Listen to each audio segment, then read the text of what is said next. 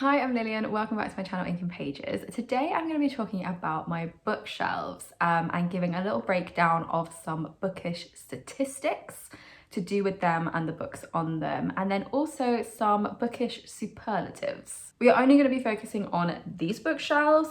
These are my fiction shelves. They're my main shelves, organized in a rainbow. They are the focal point of my living room and the pièce de résistance of my book collection. We're not going to be talking about these ones, my non-fiction shelf. We're just pretending they don't exist for this video.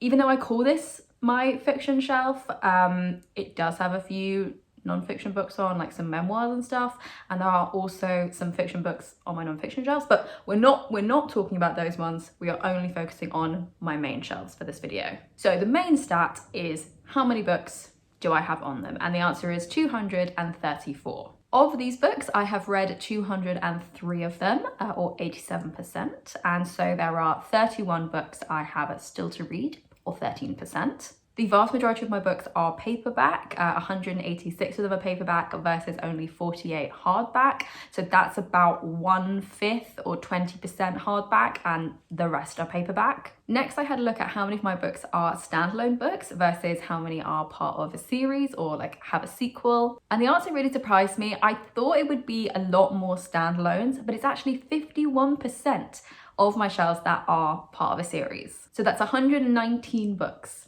that are part of a series and 115 that are not. For age range, I break this down into like children's books, YA books, and adult books. And I own 57 children's books, which is 24% of the total, and 48 YA books, which is about 21% of the total. And the rest, 129 books, or 54%, are adult books. So next I looked at the format of the books, and by this I mean like how they were written. So are they, normal prose? Are they short story collections? Are they graphic novels, etc.? So most of my books, that is 194 of them, are just ordinary prose books. I own exactly 2 books, which are poetry books, and then only 6, which I would count as either an anthology or a short story collection. I own 29 graphic novels or comic books, and then 4, which I'm counting as like other. So for example, this includes Macbeth by Shakespeare, because that's like a play script. My next statistic is to do with the colour of the books, because I organise my shelves in a rainbow, so colour is an important aspect in them.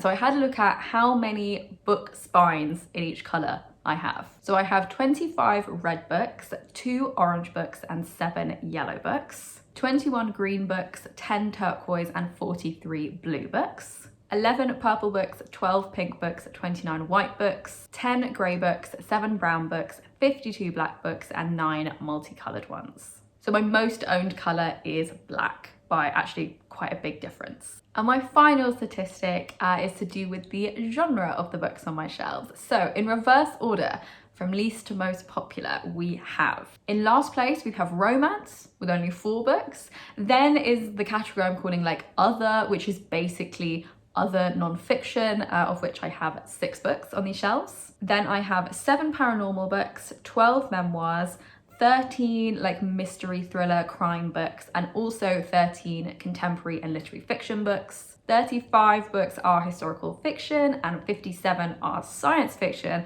but in the number 1 spot with 87 books is fantasy. So those are all my bookshelf stats. Next we're going to do some superlatives, starting with the classic, what is the longest and shortest book I own? Well, the longest with 980 pages is Kingdom of Ash by Sarah J. Maas. And on the other end of the spectrum, with only 48 pages, is The Meaning of Flowers by Cicely Mary Barker.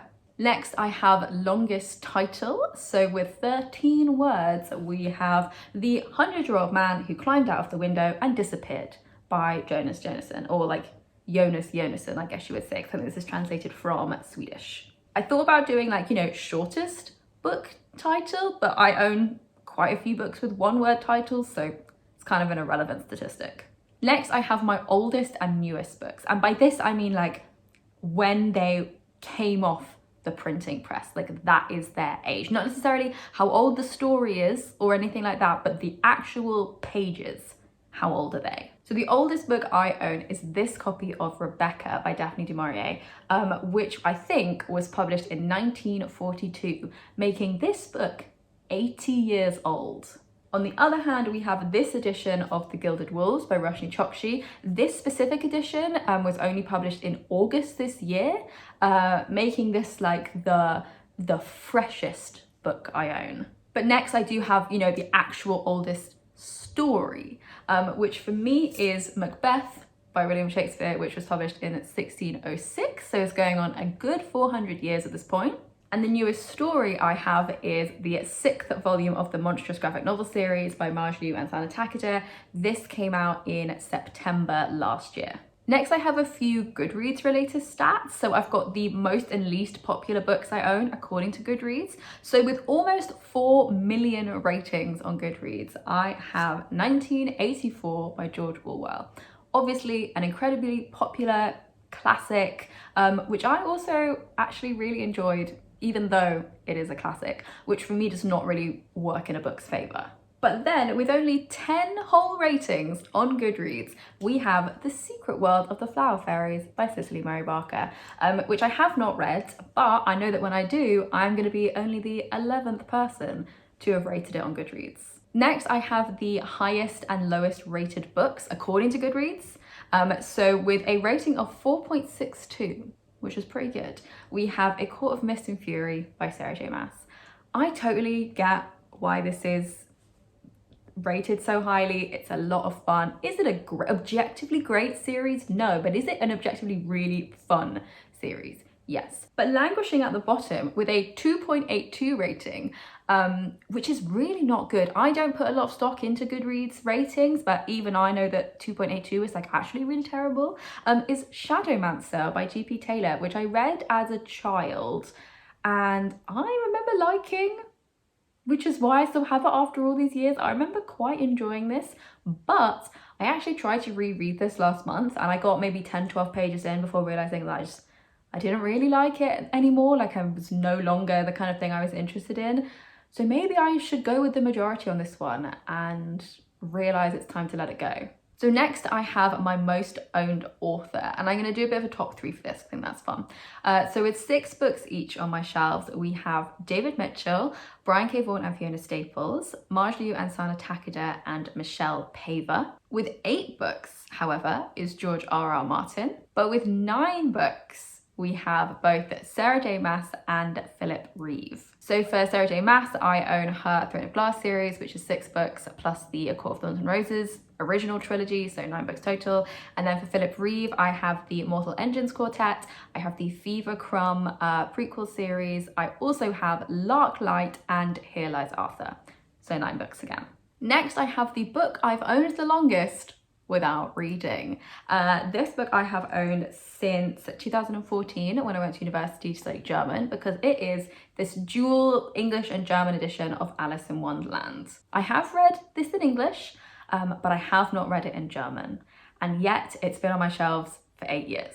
But the final superlative duo I have are the books that I read the earliest and the most recently. So the book I read the earliest out of all of these ones on my shelf, I'm pretty sure is Molly Moon's incredible book of hypnotism by Georgia Bing, which came out in 2002, I want to say. So I read this when I was 7. And it has been on my shelves ever since. It's an absolute childhood favourite. It's very busted. I lost the dust jacket decades ago at this point, and I still really love this book. And then the book I finished the most recently was Reputation by Lex Croucher, which I read at the start of September. Haven't finished a book since then, but I did really enjoy this one. So those are all my bookshelf statistics and superlatives. I hope you found it interesting. I know I did. I had a lot of fun preparing the information for this video, even if it was just a bit tedious to go and like manually make a tally chart of the colour of every single book spine on these shelves. But thank you so much for watching, and I will see you in my next video.